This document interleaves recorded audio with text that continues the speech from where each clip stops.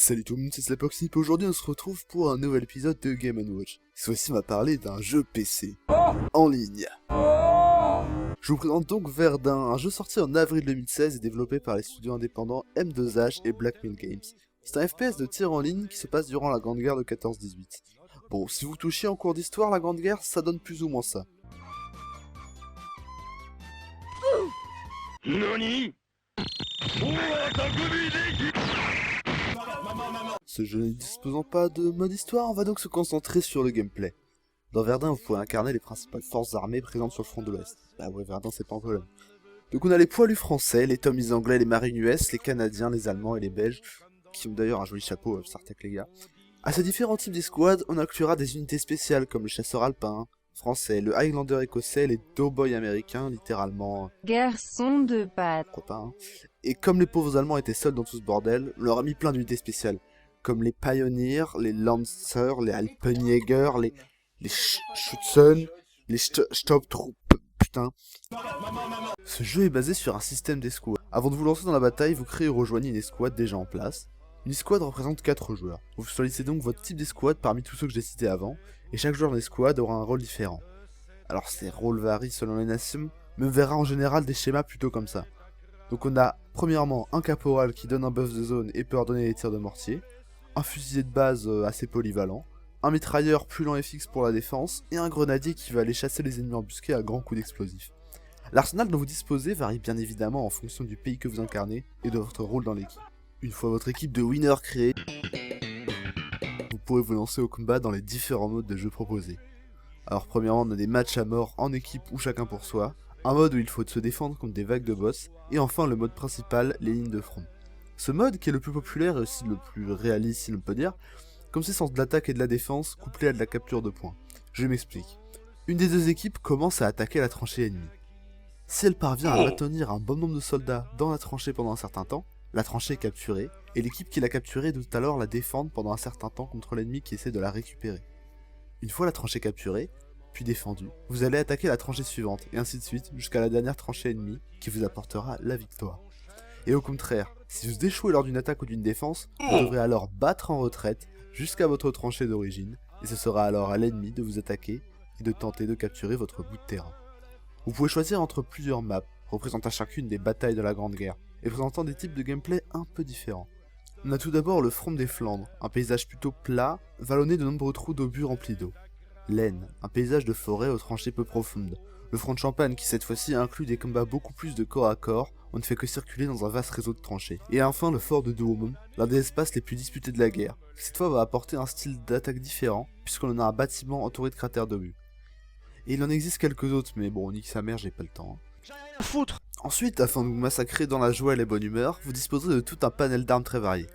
Chaque armée dispose des fusils d'infanterie de base à verrou, et possédant des chargeurs qui vont de 3 à 10 balles.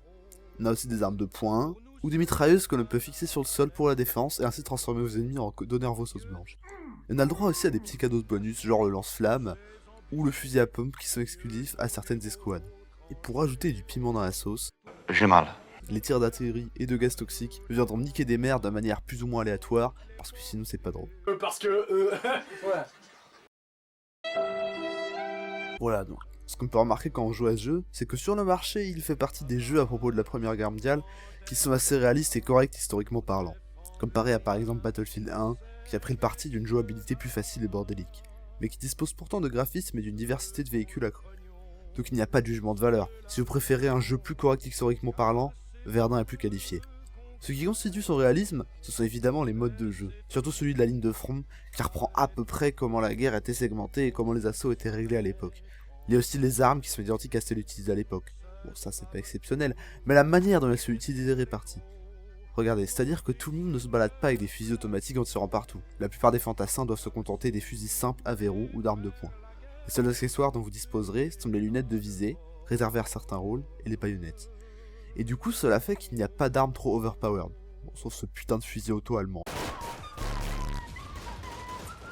Oh, Dumb cunt. tu veux que je me tape la... Tu veux que je me tape la tête, c'est ça que tu veux? De plus, les cartes présentent des détails et caractéristiques assez réalistes du front. Je pense par exemple au fort de Dôme qui est assez bien reproduit. Les graphismes sont assez bien foutus pour un jeu indé comme ça, on va pas se mentir. Ensuite, ce jeu présente une difficulté plutôt poussée. En fait, si tu veux, quand tu joues tes premières parties, ça se passe littéralement comme ça se passerait si tu étais au milieu de la putain de bataille de la Somme, tu vois. Tu lèves la tête, ou sort à peine de la tranchée, tu te manges une balle. La plupart des armes tuent en un coup, sauf certains pistolets qui demandent 2 balles dans le corps pour faire un kill. Donc déjà, cette difficulté va amener à des moments de rage plutôt puissants.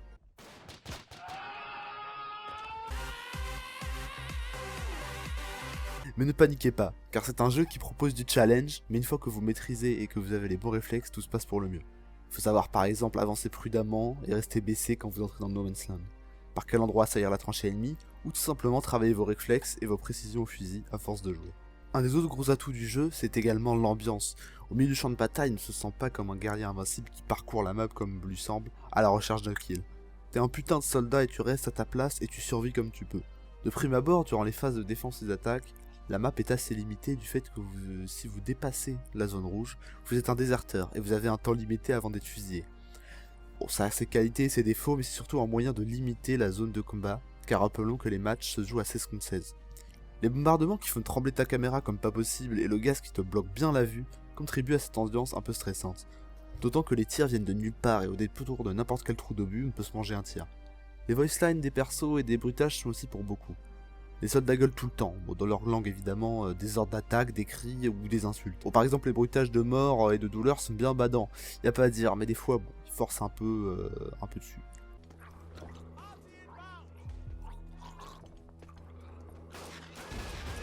Non! L'ambiance devient vite assez chaotique et oppressante du coup, malgré le fait que ce soit un jeu en ligne compétitif. Ça nous fait pas mal d'avantages déjà, mais quelques problèmes qui se posent dans ce jeu. À mon humble avis, il faudrait peut-être rajouter du réalisme avec des systèmes de blessures, sans que ça devienne abusif bien sûr. Peut-être une interaction plus accrue avec l'environnement, ou des véhicules serait cool. Bon, un nombre réduit évidemment. Le gameplay peut paraître un peu répétitif au bout d'un moment. C'est toujours le cas avec les FPS en ligne comme ça. Mais c'est à vous de voir. Par contre, un élément que je regrette grandement, c'est le manque de joueurs. Je vous explique. En général, en journée, on arrive souvent à trouver une partie pleine, mais parfois c'est quasi impossible, et de ce fait, on a moins envie de jouer, à certains moments de faible affluence. Le prix du jeu aussi, environ 23 €. Je le trouve justifié, mais je comprends que ça puisse rebuter certains joueurs PC qui ont l'habitude des jeux pas chers. Bon, personnellement, je pense que cela sert à récompenser l'équipe de développement qui, pour le coup, ne délaisse pas son jeu, et des projets et des mises à jour sont en cours de manière plutôt régulière. Ah au fait, en relisant le script de la vidéo, j'ai vu que je parlais beaucoup du réalisme du jeu. Dis donc, Jamy. Mais est-ce qu'un jeu se doit d'être réaliste pour être bien? Bon, déjà là, c'est un jeu à contexte historique, donc la question me paraît plus légitime. Alors c'est un sujet qui pourrait être traité dans une vidéo à part, mais je vais faire de vieux relativistes, c'est-à-dire qu'en fait, c'est tout simplement un parti pris. Ah d'accord, Jamy. Enfin, en tout cas pour les développeurs qui l'assument. J'ai entendu beaucoup de gens se plaindre de Battlefield 1 et de son grand manque de réalisme. J'en étais également déçu. Mais loin de faire une éloge de EA, ils ont choisi un format pour mieux vendre et ça peut se comprendre. La guerre des tranchées, ça intéresse pas tout le monde, forcément. Et on sait tous que plein d'autres jeux à succès tels que CSGO ne sont absolument pas réalistes, mais extrêmement fun. L'important pour moi, c'est que sur le marché, il existe de tout type, et pour tous les goûts.